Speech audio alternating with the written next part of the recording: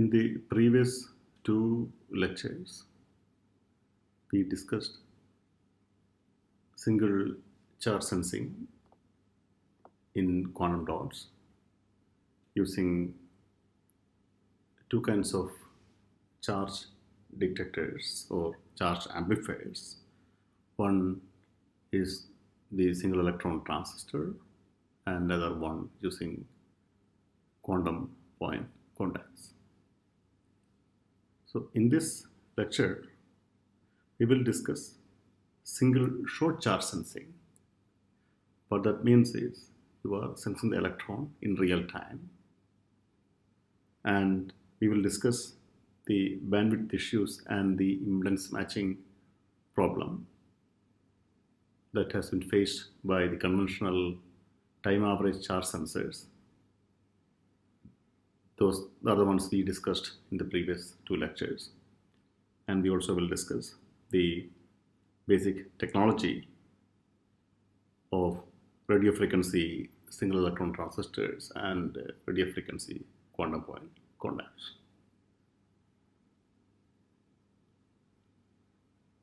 Now, let us briefly look at the need of a charge measurement or charge sensing by comparing a current measurement versus charge measurement technologies. Okay. So what I have here is a simple technique which all of us have done at some point of time, is checking the resistance of a resistor using a multimeter.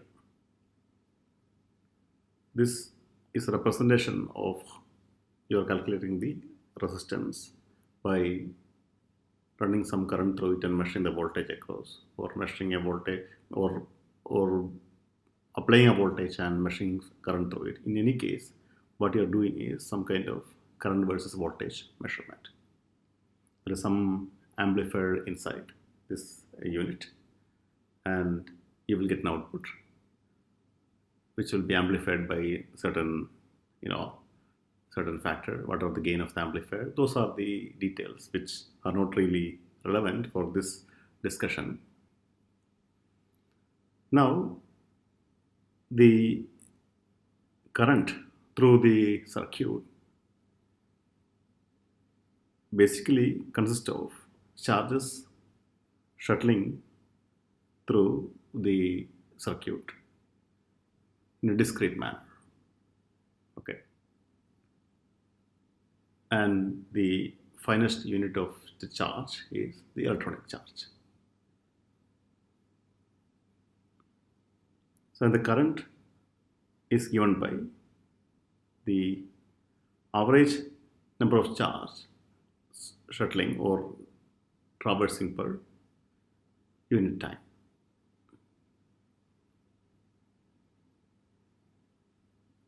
The motion of the charge through the circuit has a statistics built into it.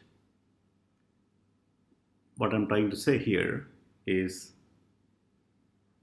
at some point of time that would be n electron, maybe the next moment could be n plus 1, or another moment could be n plus 2, and there is a statistics or a fluctuation built into it. If any time into delta t, the most probable number that would be going through is this average number n. Okay, but there is a fluctuation into that. It could be like n minus some number, n plus some number. But on an average, there is a distribution that is given by something like this. There's some kind of a distribution built into it. Okay. And for perfectly classical systems, which doesn't have any correlation between the electrons, similar to people walking through a pedestrian crossing. Okay. then this distribution will be more or less symmetric. And the peak will be at this value n. But when you measure the current, what you are actually measuring is this average number. But since there is a distribution built into it, there are other relevant parameters such as the higher moments of this distribution, such as the variance, which is the width of the distribution, skewness, how symmetric the distribution is around the average number n, or kurtosis, how sharp this distribution is. All these are very, very relevant parameter whenever you have correlated transport of electrons. You can have interesting phenomena such as short noise suppression, bunching and anti-bunching effects. All these things are there whenever there is a correlation built into it. And there will be noise suppression, which you cannot measure if you simply measure the average number, because you need information of the other higher moments of the distribution, which all these quantities are generally swept under the rug when you measure, when you do a simple current measurement. For example, a simple uncorrelated transport is similar to people moving on a street. There's nothing interesting. But a completely correlated transport, where it is similar to the march of army men, which they are all in sync and in rhythm, which has a far less noise. And this kind of transport will have a lot of interest, especially systems where you have electron-electron correlation, which are driven by various quantum mechanical interactions. All these effects you cannot detect or sense if you simply measure the average number, where you need the statistics or the movement of individual electrons. Okay, you need information on higher moments of statistics, which requires the movement of electrons, individual electrons, which you cannot get if you do a simple current measurement. Whereas for those studies, to get information on those properties, you need to measure the charge, not the current. And that also you need to measure in time scales where you can detect most of this motion, which forms the main topic of our discussion during this lecture.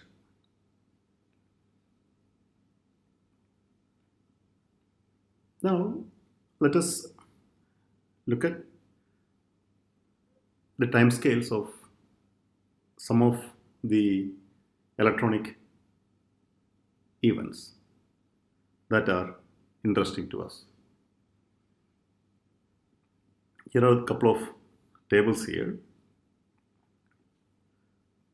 taken from these references, and you can see that these lifetimes T1 and T2, one is the longitudinal lifetime and is transverse lifetime or coherence time.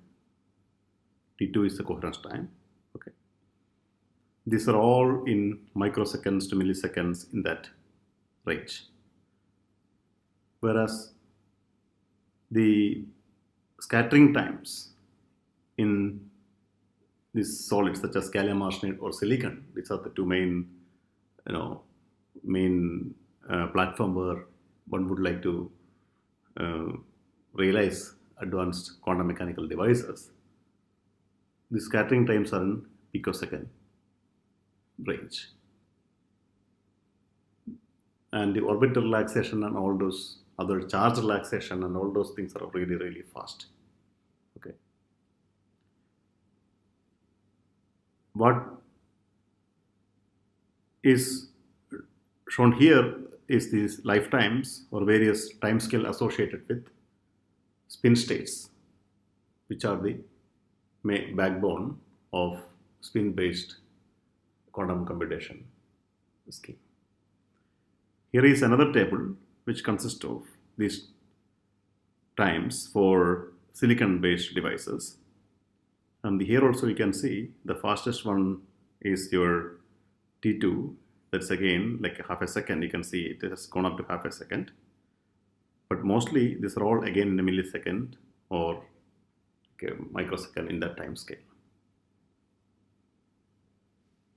Now,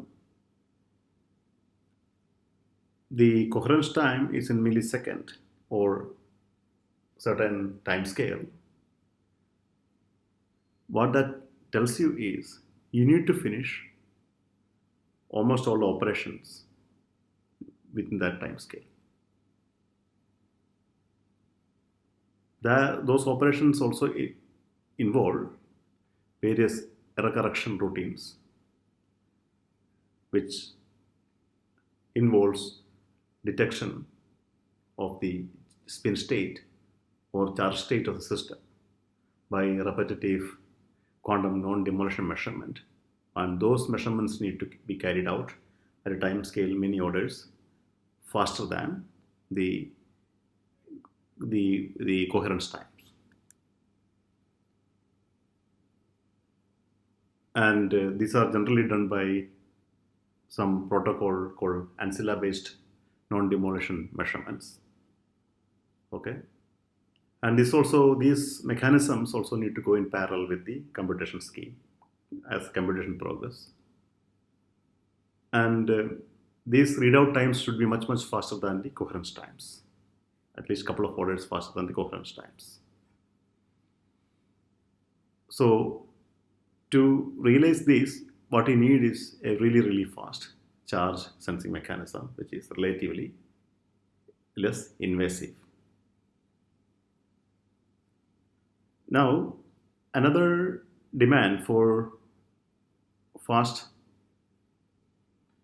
charge sensing comes from the charge counting singular circuits, which consist of single electron pumps, where your aim is to realize a quantum current standard by counting the number of electrons going through certain single electron pumping device, where you can pump electron by electron and you can standardize the current without any error, with far less error.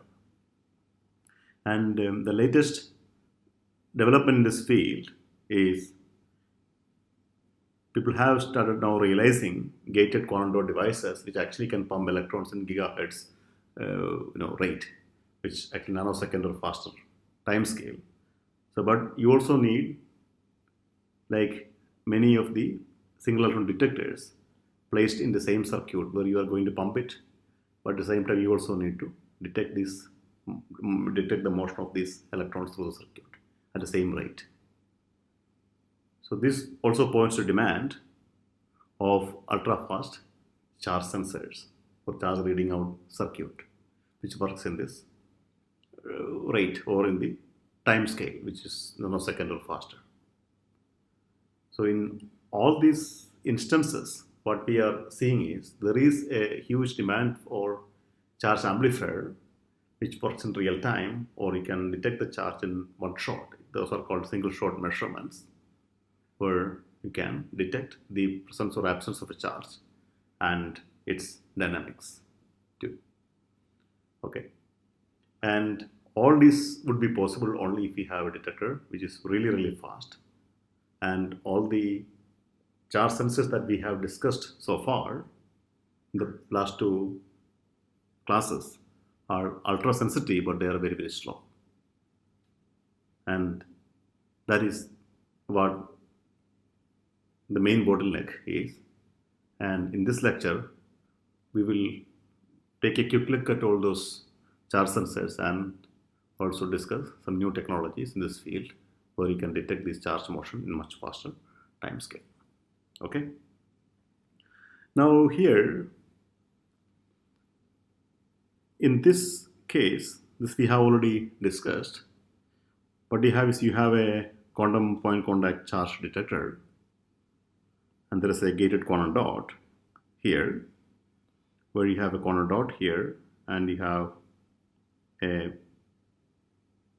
quantum point contact that will exhibit a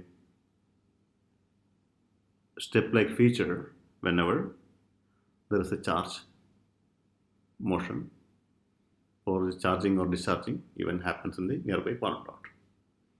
And what we discussed is, in this side, when Vm is less negative, the level is inside the dot and the charge is inside the dot, and here you are going in the negative direction where this gate Vm, this gate here is more negative, and this will push the level outside the Fermi level, and this electron will jump out. So what you have is, you're in this region you have the electron inside, here there is an electron outside. Now if you write it here at the middle of this event, then that corresponds to a situation where the level is in resonance with the Fermi level here. So you can have the electron jumping in and out because these two levels are resonant, and the sweep from this place to this place takes some time. So as it passes through the Fermi level, you can have the electron jumping back and forth, activated by the thermal energy of the system available to the system. And if you simply measure this, you will lose all those information about the temporal scales, how fast this electron is jumping out, how long the electron has stayed inside, or how long electron the dot was empty, and all this all this information is lost, or it's not accessible to you if you simply measure the average current through the quantum point contact. That's what you're doing here. You're actually measuring the average current through quantum point contact using some kind of amplifier, and you're plotting that. But if you try to observe what happens at this point as a function of time using an oscilloscope, what you would see is, you will see that the current through the quantum point contact, IQPC, exhibit a two-stage behavior where the low current state happens when the electron is inside, and the high current state happens when the electron is outside. And this duration of the low current or high current state is telling you the occupation probability of the dot, and how fast, how long the electron stayed outside, and what is the tunnel rate, how many tunneling events are happening per second or per unit time. So in this specific case, what we are seeing is, you can see that the electron has stayed this duration outside, then it came and stayed this long inside, then again jumped outside, inside, and so on. So what you're seeing is, there are random tunneling events. That is what you would see when you have thermally activated tunneling. There are random tunneling events, and these time scales are random. It's a random telegraphic signal. But you can actually directly see where the electron is at a given instance. And this provides a lot of information about the state of the dot in real time. But now when we talk about real time, what is the time scale we talk about? The time scale in this case is dictated by, one, the bandwidth of the circuit here, and second, the bandwidth of the amplifier. When I say amplifier, that there are two amplifiers here. Okay, the quantum point contact themselves is an amplifier because it amplifies a simple tunneling event, a very minute tunneling event, into a large difference in the conductance or current. That's an amplification, but that's not the amplification I'm talking about, because it's quantum point contact, high mobility devices, they can operate a much, much faster time scale in tens of gigahertz to terahertz range. But what I'm talking here is the bandwidth of the measurement circuit and bandwidth of the secondary amplifier, which is connected at the end of the circuit. And as you can see, for these experiments, these bandwidths are in basically like a kilohertz, and this will be like tens of kilohertz. And how would you get this number? That we will discuss in a minute. This is another instance where one has used a quantum dot system where you have two quantum dots here. Okay, and one of the quantum dot is a single electron transistor, and other quantum dot is the device that you are trying to probe. And as we know, when you bias the quantum dot, sensor quantum dot in one of the Coulomb block oscillation, somewhere here or somewhere here, the current at this point is a strong function of the variation of the electric field. In this case, the current is going to fluctuate very sharply as this nearby quantum dot gets charged or discharged. And that is what is being captured here as the telegraphic signal. But again, you can see that the time scales that are in seconds here, the time scales here are also in seconds. So these events are like a millisecond or so in duration. That's the fastest that you can capture, and that is decided by the bandwidth of this amplifier. And that is the limitation now. We can detect only, by this method, we can detect only signals down to like a few milliseconds. But as we discussed, the demand is for amplifier which actually can detect in microseconds to nanosecond time scales, and the events are also in that time scale. Events that we are interested. The fragile quantum phenomena and all those time scales of those phenomena, many of those phenomena are in microseconds to nanosecond time scale. And with this setup, one cannot detect those events. And that is what we want to look at. How can we detect, and what is the issue here, and how can we detect these events in much faster time scale.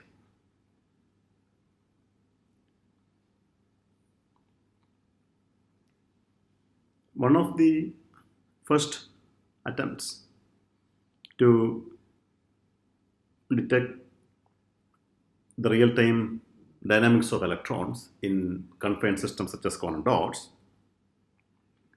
happened in early 2000s, where you have a quantum point contact and there is a quantum dot here, and this quantum dot can get charged or discharged, or the electron can tunnel in or out into the reservoir here from the quantum dot, and you have a nearby quantum point contact channel, and the current can actually show random telegraphic signal. But now the time scales are, in this case, are much faster than the ones we discussed in the previous slide. The reason here is there is an IV converter, which is a room temperature IV converter, which is actually a highly sensitive fast current preamplifier. But since you are still operating at room temperature and it is far from the device, but this device is at the coldest region of the measurement system. It's probably in the few millikelvin range, whereas this is at room temperature. And eventually, the detection bandwidth is limited by the noise of the IV converter, and that in this case, specific case, is limited to like 100 kilohertz, which correspond to like 10 microseconds in detection time. Okay, and this is one of the first attempts. And in another instance, you can have detection times again in similar, like few milliseconds. This is a 50 millisecond here, this is a 100 millisecond time scale. and again like few milliseconds. That is what these people have gotten for detection time, where they have a quantum dot here, electron can tunnel in or out, and they have two detection channels, two quantum point contact channels, and they have plotted the response of both channels, simultaneous response of both channels here, and both channels are registering same events, okay, and the same tunneling event of electrons observing, they are observing simultaneously. But again, the time scale is really slow.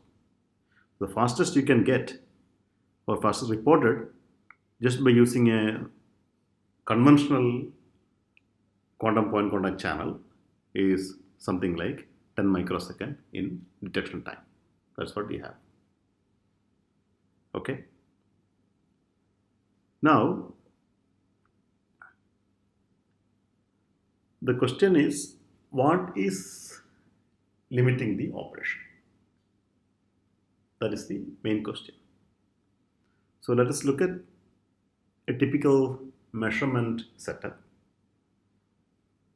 You have the device under test somewhere here, device under test somewhere here, okay, which is connected to the room temperature electronics through thin long wires with a lot of filterings, because you need a lot of filtering arrangements to reduce the noise which is propagating from the room temperature into the device.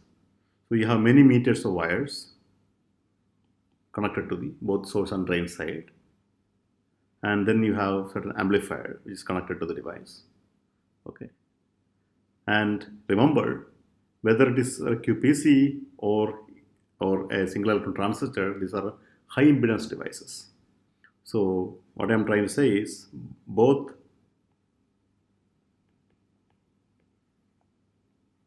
QPC and SET are high impedance devices. What that means is, this high impedance plus the capacitance of the long wire, okay, that is going to set up an RC time constant which is in the millisecond range. So this impedance of this QPC is hundreds of kilo ohm, when it's going to, in the sensitivity region is 50 kilo ohm to 100 kilo, in that range. And SET, again, that depends upon whether it is normal metal SET, then the minimum requirement is 50 kilo ohm, because you need 25 kilo ohm for both junctions, okay. That'll be 50 kilo ohm. So again, what you're talking about resistance in terms of in the ballpark, in the range of 100 kilo ohm, plus you have many nanofarads of capacitance in the associated wiring. So all those is going to put the RC time constant to something like a millisecond range. Then another way to look at that is, you have a high impedance device sitting somewhere on the bottom. Here, what you're seeing here is a typical fridge setup, where we have fridge is what is used. Fridge means it's a dilution fridge, which is used for this measurement, which has many meters of wires as I described inside, starting from room temperature down to the coldest region. And the device high in impedance, and these wires are low in impedance. So whenever you try to detect any dynamics at a faster time scale, you want to detect in gigahertz range or megahertz range.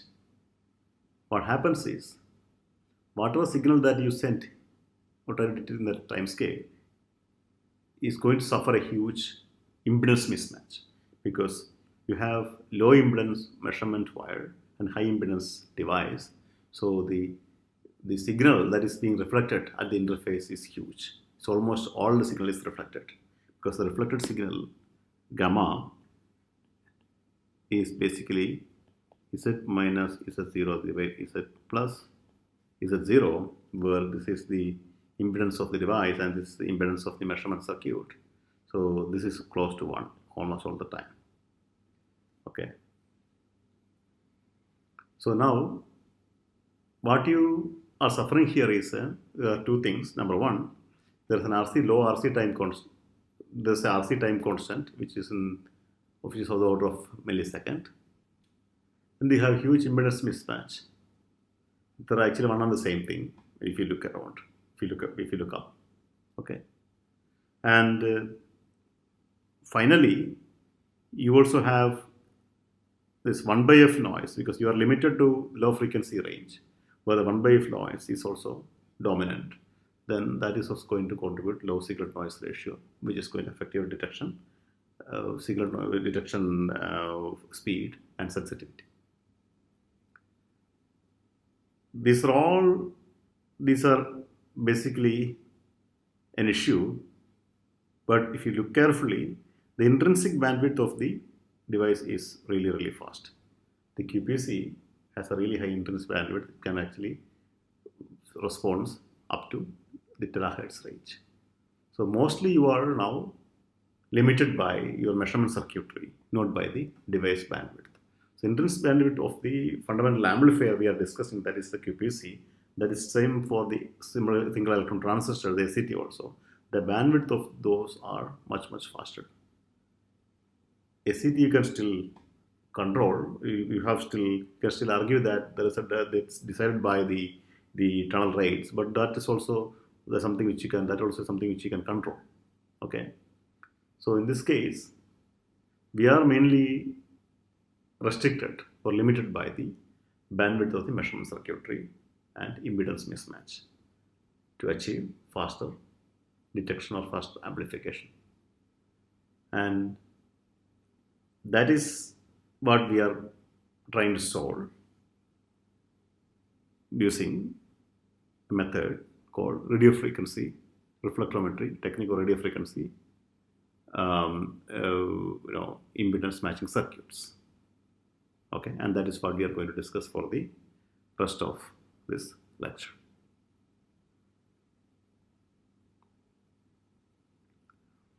So the idea here is very simple and straightforward. Remember, what we discussed is we have a high impedance device and a low impedance measurement circuitry. Measurement circuitry consists of conducting wires which are like a few ohms, and the device that the amplifier that you have is a quantum point contact or a single electron transistor. Those are hundreds of kilo ohms. Say 100 kilo ohm.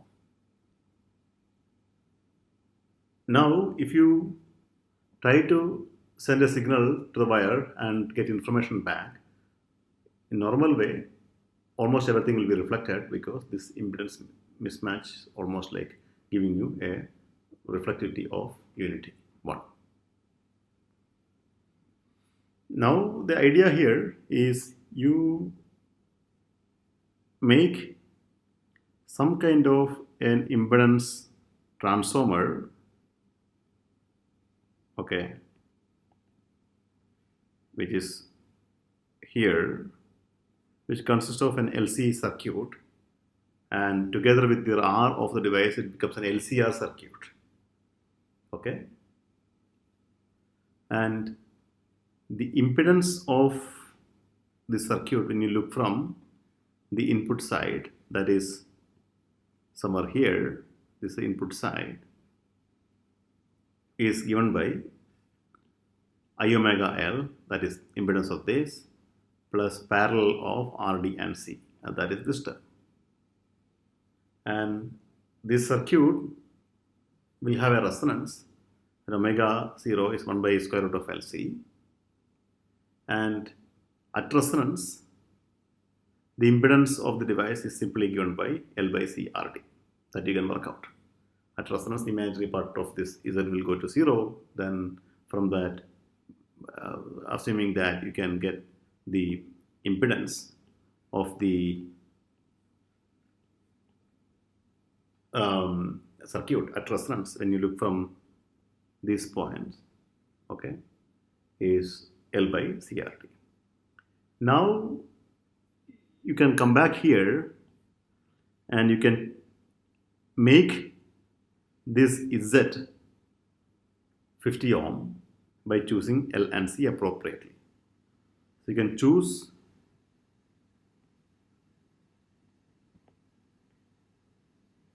L and C to have Z equal to 50 ohm. That's the point. So if you choose appropriately L and C, and you can have this resonance at high frequency so that you are away from the 1 by f noise regime. So you can put this resonance at hundreds of megahertz to gigahertz scale by choosing L and C appropriately. So you can actually engineer the resonant frequency omega 0, and you can also engineer the impedance Z so that you don't get much reflection. Then what you're seeing here is the Z, the impedance is a function of the reverse resistance RD. So any change in RD is going to change Z, the impedance of the whole tank circuit here, and the reflected power also will change accordingly, because reflected power will be 0 when Z is Z0, but any small variation in reflected power driven by variation in the RD will be reflected, will be in the gamma measurement or the reflected power measurement. For example, if your RD is fluctuating this way,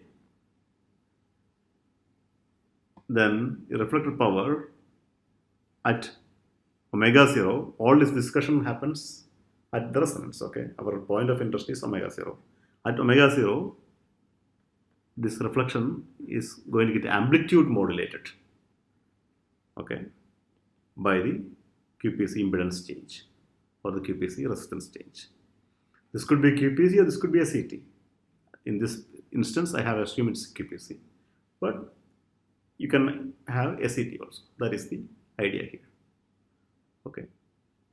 So the point here is you are not measuring the current through the measurements through detector, whether it is a QPC or a CT, as in the previous case. In the previous case, what you are doing is you are measuring the current directly through this device, or current directly through this device. But that's not what you're doing now. What you're doing here is you are just measuring the reflected power from the tank circuit from this end. You send some signal and something will be reflected back, VR, and you are going to sense that. That will have information on the RD change, because you are interested only in change in RD. That's what you are doing here also. All you are doing is you are checking the impedance change, not the impedance, but in the change in RD and the time scale. But here it is limited to a few milliseconds. In this case, you are not limited to millisecond because you are detecting at a frequency prescribed by the resonance characteristics of this tank circuit with certain bandwidth, which are much larger compared to the your conventional measurement technique, conventional measurement regime. So the RD will change Z, that will change the reflected signal, that will amplitude modulate. So you are going to detect the change in the device impedance, the change in the QPC or the SCT impedance, just by looking at the reflected power of the tank circuit. That's what that's what the exercise you are going to do. Okay. And this is a landmark paper, and this is the first paper where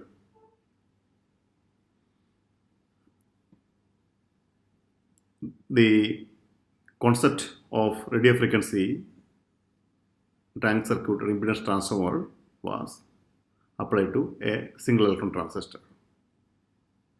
So what we have here is you have a single electron transistor, which is shown here. This is a small island formed by shadow evaporation technique, and this is a source electrode, and you have a drain electrode, and there's a gate also. And there are some other circuitry here which we are not going to discuss. And as we just discussed, this single electron transistor, which is represented by the double junction system, is connected to the external circuitry through an L and C. There is an L here, there is a C here. This is similar to what we have here. There is a L here, there is a C here. Very similar to this. And you are sending a signal, and there is a directional coupler which will take the signal down to a sample, and whatever is reflected from this end will be split from the input signal by the directional coupler and coupled to some external, some cryogenic amplifier and some room temperature amplifier lines, and eventually you will analyze the signal in the time domain or the frequency domain. Of course, the reflected signal will be amplitude modulated by the change of this impedance of this SET. So you need to demodulate the signal either using a diode or some kind of a demodulator, and you are going to get the temporal response of this device either in the time domain, or you can also detect the change, impedance change in the frequency domain. So what you have here is you have a aluminum single electron transistor, but there is a magnetic field applied.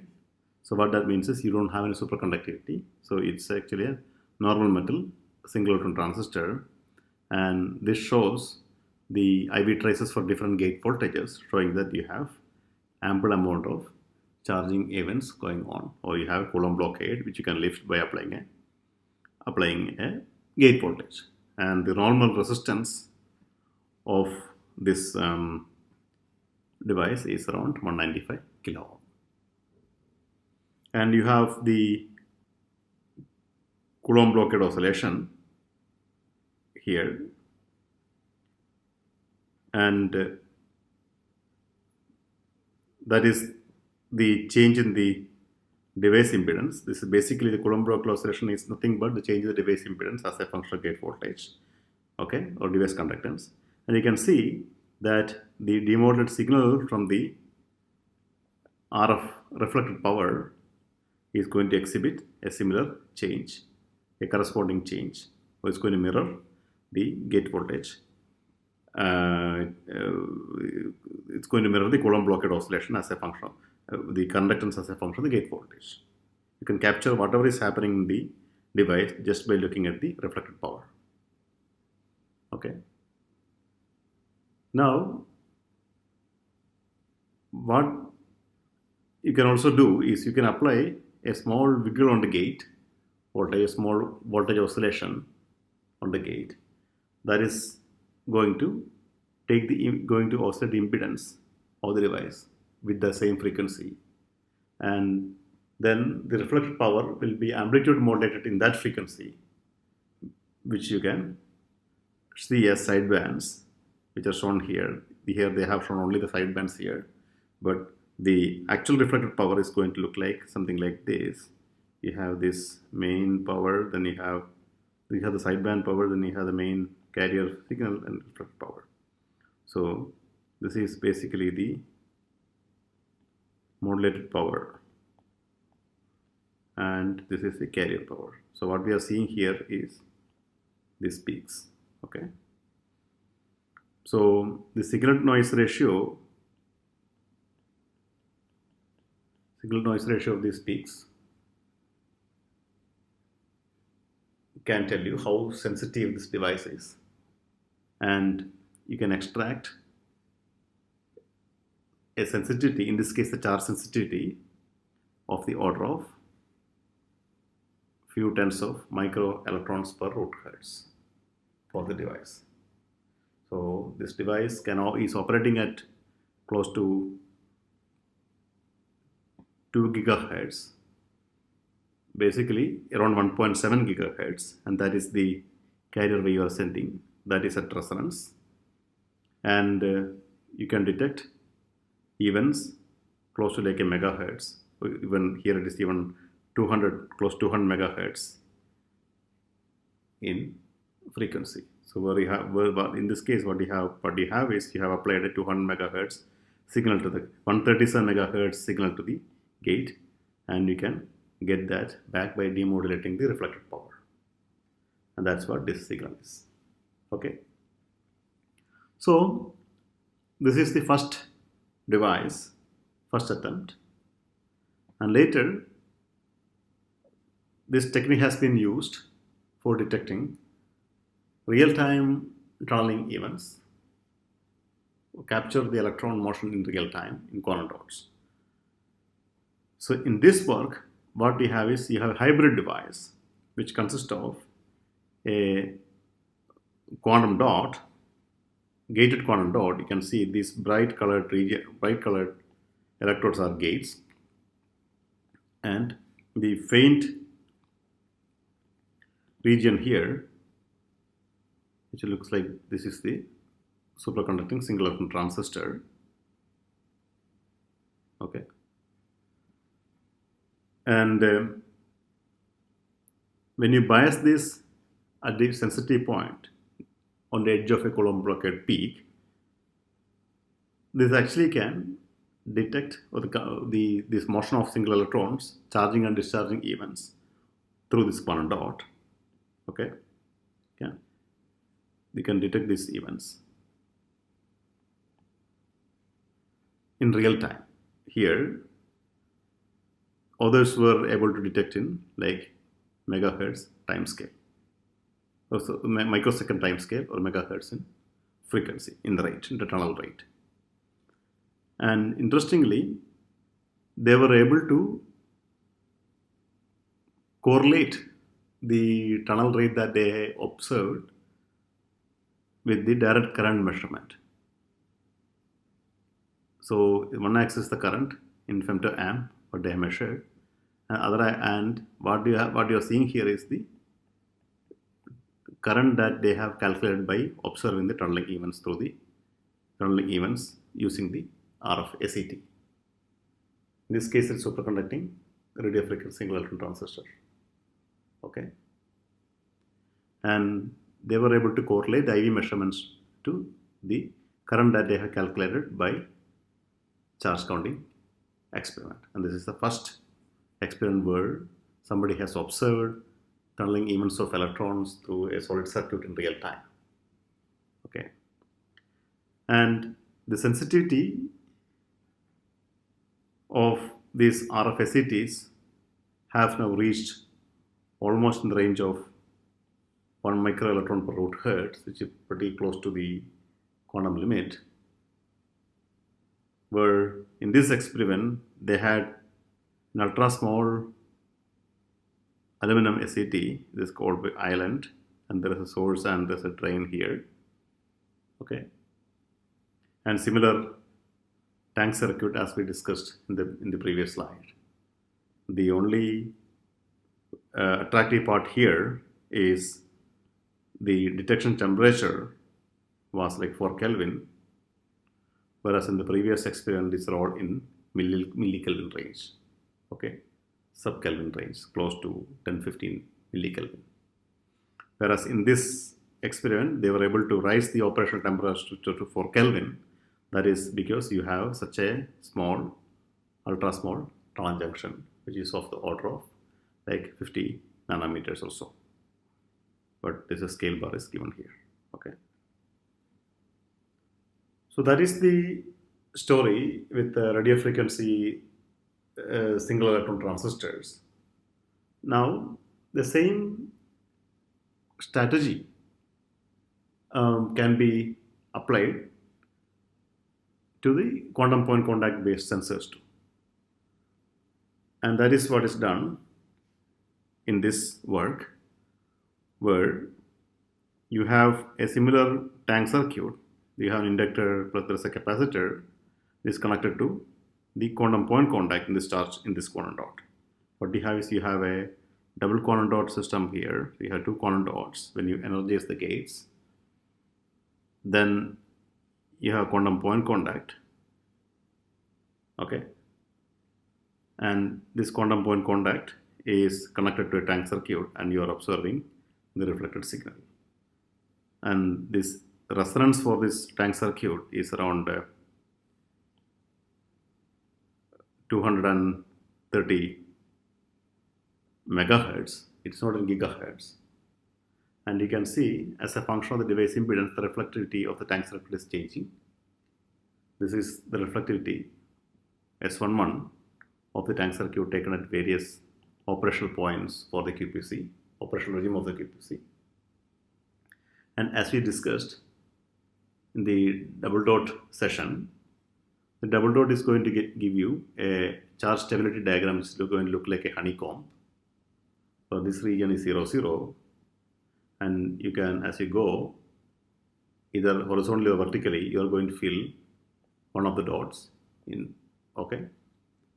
And this is the typical charge stability diagram for a few electron double quantum dot. Usually you get this information by measuring the direct current through the device. But in this experiment, what is done is you have looked at the RF voltage as a function of this gate voltage, dVRF by dVL. And then what it is, you actually have varied VR and VL and recorded this. And you can see that the whole stability diagram was recorded with 1 million data points in a matter of like 3 minutes. That means you have 1 million data points. But if you have a conventional data acquisition protocol, 1 million data points, even if you go the fastest, you assume that you can get one data point in 100 milliseconds. That is really fast when you look at the DC measurement in on these devices. Generally, you need something like 300 millisecond to 500 millisecond is what you need to get one data point. Because remember, you have all these filters and other things in the DC line. So you cannot get anything faster than that, okay? So the 100 millisecond per data point, even if you assume, is going to take 28 hours. Whereas the same is going to take 28 hours, okay? But the same amount of data, same information, you are able to capture in like a fraction of it, in fraction of that time, like many orders smaller, in 180 seconds, like 3 minutes, you are able to get 28 hours versus 3 minutes, okay? So this is a huge technological advancement, especially for these kind of measurements where you need to carry out sensitive measurements, and more the time you spend, you can actually have more noise and all kinds of other issues. So it's important that you finish this measurement much faster to go to your operational interest or point of interest. Okay, so this technology here is showing that you can get the same data in like a much lower duration. Okay, and one issue though here is the operational frequency is like 230 megahertz, and the bandwidth, okay, the bandwidth